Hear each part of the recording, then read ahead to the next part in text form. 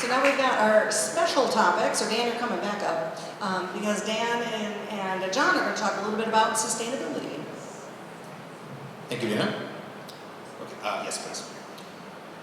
So as you heard, I'm a board member running for re-election, but I also come up here now and wearing a different hat. For me, sustainability is a very personal issue, and a couple of years ago, mid-COVID coincidentally, I decided I haven't spent enough time or money yet on education, so I decided to go back to school and get a master's degree in sustainability. So the culmination of that, I had to do a final project, a capstone consulting effort, and I was lucky and fortunate enough to work with Chicago Market on that project, and I'm here now to share a few of those recommendations from the sustainability effort, and these are ideas that we hope to implement in our store very soon. I by no means want to take credit for all this work. I worked very closely with Dan and board members and some stakeholders on this. Dan, as you can tell, is very well versed in sustainability and especially how that applies to the food system and operations of a store. So a lot of these things he knew already, but this effort was also to sort of quantify some of that, provide some research and tools to help implement some of these initiatives. So why should Chicago Market care about sustainability in the first place? Well, globally, over 1/3 of greenhouse gas emissions come from the food system, from production, from transportation, consumption, all that. It's a massive problem in this current climate challenge that we face. Obviously, we're not going to fix that ourselves, but we can be the change that we want to see in the system. We can show how this can be done right. We can source from producers that are doing it right, and we can start to move the needle in how the food system operates and produces a more sustainable food network. But more importantly, we care about sustainability because you care about sustainability. As you've heard repeatedly, our values come from you. This is not the board telling us what we care about. We've heard from day one that sustainability and access to local healthy food is paramount to the success and the purpose for this market. So that is the most important reason why we care about this. Additionally, though, a sustainability plan is going to help us be more resilient. It's going to help us reduce risk in our operations and ensuring that we have access to food in the region. It's also going to help us potentially lower costs in the long run. So many benefits to doing a plan through our organization. Working with our stakeholder team and hearing from you all, we developed 4 goals for the sustainability approach. Thinking about in-store efficiency, really becoming a leader in how we operate and reduce waste in the store, lower and increase our efficiency. Working with our supply chain to support farmers that are doing regenerative agriculture, to source products that are good for people and planet. To also support social sustainability. We as a cooperative care as much about the planet and its welfare as we do about our people. So we need to make sure that our society, our neighborhood, the people in it also are well supported and resourced. And finally, we want to ensure that we have or identify a third-party verification system or certification to back that up. Because we can say we're sustainable all we want. We can do that.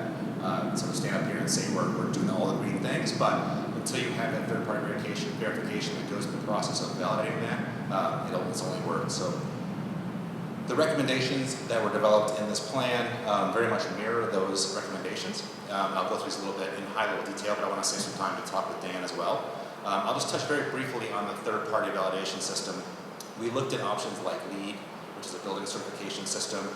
We looked at various other options, but in the end we decided that pursuing B Corp certification, we've all seen B Corp on products that we use, we decided it's really it's sort of the gold standard for operational sustainability. It works very well with cooperatives. There's a lot of shared value there. And we think we'll be very successful in pursuing B Corp certification in our current stance. The only catch there is you have to be operational for 1 year before you can complete certification, but we will start that process once our doors are open to go through the effort of validating our governance. It goes into that, it goes into operations, it goes into worker support, many factors there. But I want to jump into these sort of 3 topics. These are sort of broken into 3 topics that I mentioned.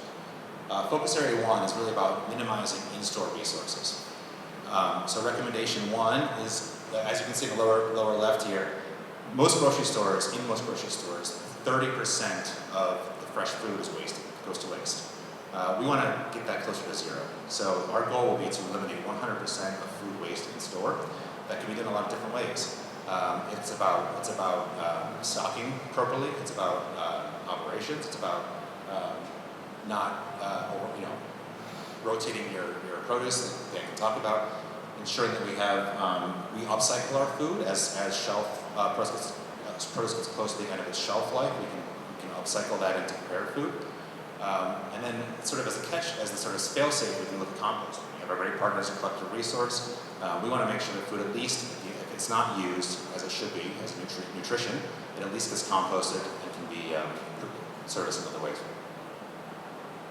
Additionally, we want to think about operational solid waste. Again, you think about going to the grocery store, we see a lot of packages, a lot of containers. I think we and Dan have some great ideas about reusable containers, about lowering the amount of plastic and packaging we have in store. Additionally, grocery stores are massive consumers of energy. A lot of that, and water. A lot of that comes through refrigeration. So thinking carefully about how we approach our equipment, ensuring that we have a great maintenance plan to keep them running properly. That goes a long way to reduce the energy and water usage. We believe, on track. We're working with the City of Chicago to go through their sustainability ordinance. We are on track to reduce our water consumption by over 25% and get lower than the building code as well, so that's very exciting. Focus area 2 is about looking at supply chain sustainability. Hopefully, if you were here last year at the annual meeting, you heard Dan talk to Marty Travis, who is a person working with many regenerative agricultural farmers in the area. So there's been a lot of thought put into that. If you haven't seen it, I encourage you to go onto our website or to our YouTube channel and look at that interview that happened last year. So how we can source sustainable products, but also ensure tracking of those products, communicate to you where these products came from, the ingredients that they contain, and what various attributes they have. Are they gluten-free? Are they organic certified, etc.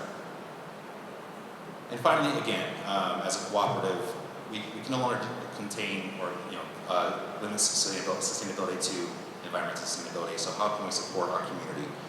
One way we can do that is be a hub of activity and inclusivity. Thinking about ways that we can hire people that are traditionally difficult to employ, people that are returning from incarceration, people that have had intermittent homelessness. Working with a jobs program in the area to support some of those folks would be one way to do that. But also opening our doors to welcome people into educational resources. We'll have a great community room that Dan can talk about how we program that to give opportunities for people to learn about healthy food, how to cook, etc. We also can support our community by going hyperlocal, supporting and really celebrating the great access to local products that we have here, many of which are here today, and celebrating those products in store. So in this report, obviously I can't go into all the detail today, but suffice it to say that interestingly, a lot of these recommendations are not going to be cost adders for us. They're actually going to save us costs operationally. Even the ones that require capital improvements up front, like the equipment, can be paid off in a very short period of time. So at the end of the day, I think there's a lot of benefits we have here. But with that, I want to actually bring up Dan to talk a little bit about this. I don't have a ton of time here, but let's do a question or two.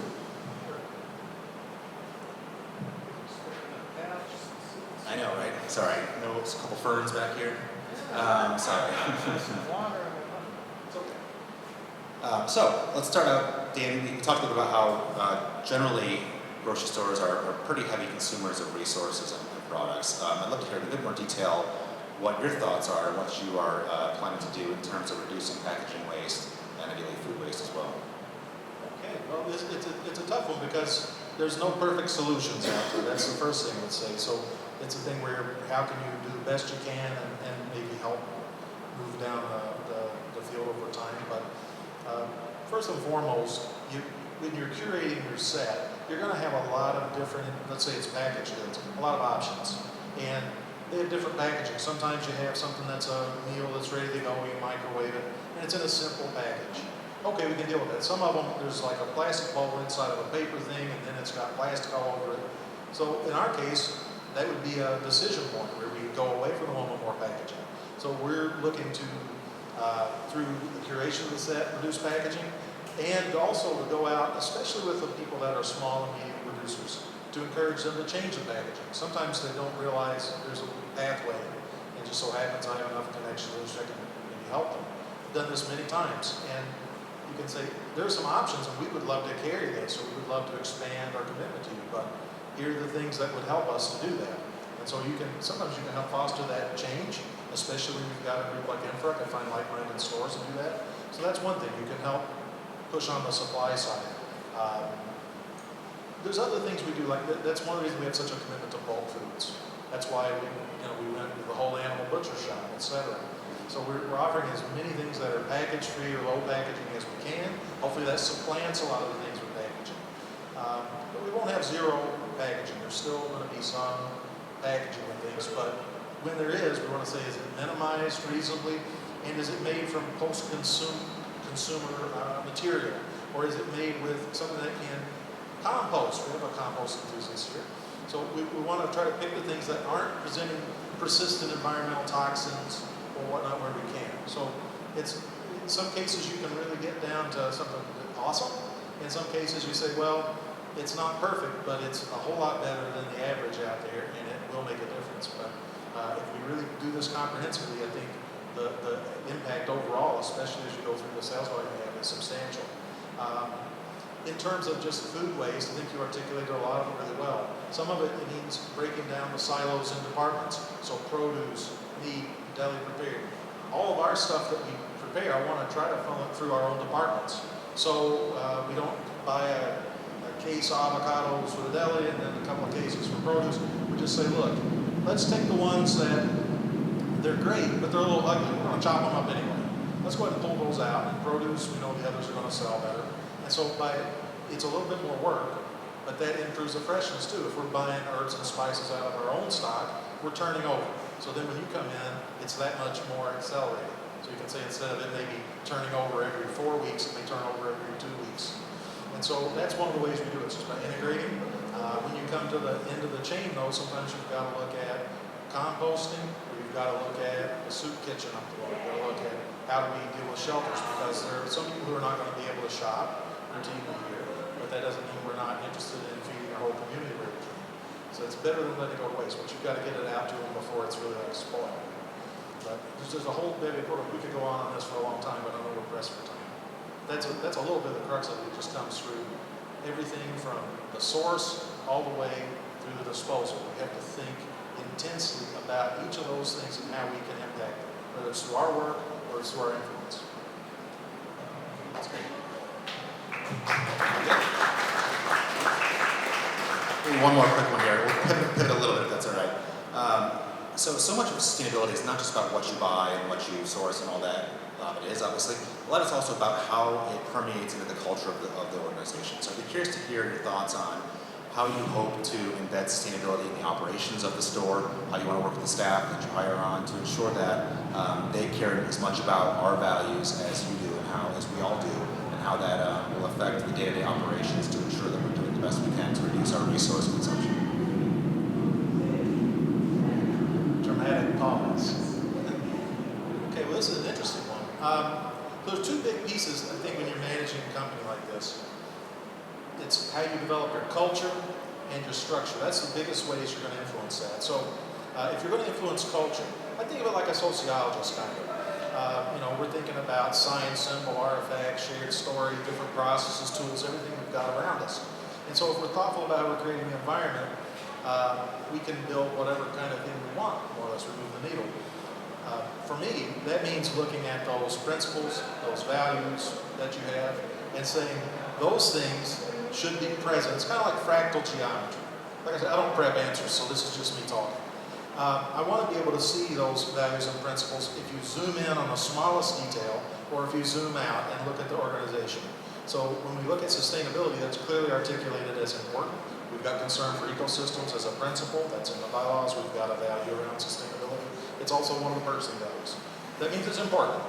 So that also means that everything we do should be considerate of that. So whether it's the things that help trigger that in people's mind, whether it's in the training and onboarding process, whether it's the improvement process, that this is something people understand as part of our brand, it's what you do every day. Are you living it, or are you just saying it? So it's like, if you build the right structures, you build it in the job descriptions, you put expectations out there, and you talk about it. You bring staff through participatory management, you track it, you manage what you measure. So if we have internal measures and we can say, okay staff, what do you see? What do you want to do? And we get that ground up kind of activity, I think that's how you do it. You get ownership, but you got to start with framing the culture, setting up the right structure, and then you've got to activate people through their own engagement, their own work, and giving them some power to do the things that you're asking them to do. That's how you do it, and that includes you. You're going to come up with ideas. It's your story. You're going to come in. I noticed this. I think the manager's doing a terrible job with this one, and I've got a solution. Well, okay. I'm not that sentimental. I want the best ideas. If you've got a great idea and we can implement it, rock and roll. That's an easy decision. Because for me, if it helps us advance the things that you've set as an expectation the board has, that'll make me look really smart or someone doing it. But really, I'm really a sustainability oriented guy anyway, so why we want to do it anyway. But that's really how you do it. I don't think it's complicated, but it's not, right? All right, last one, really quick. Just a one sentence answer. We'll leave people hanging. What are you most excited about in terms of sustainability in the store? What one initiative are you really excited to get out there? You think it's going to be innovative or new? Our local supply chain, 100%. That's it.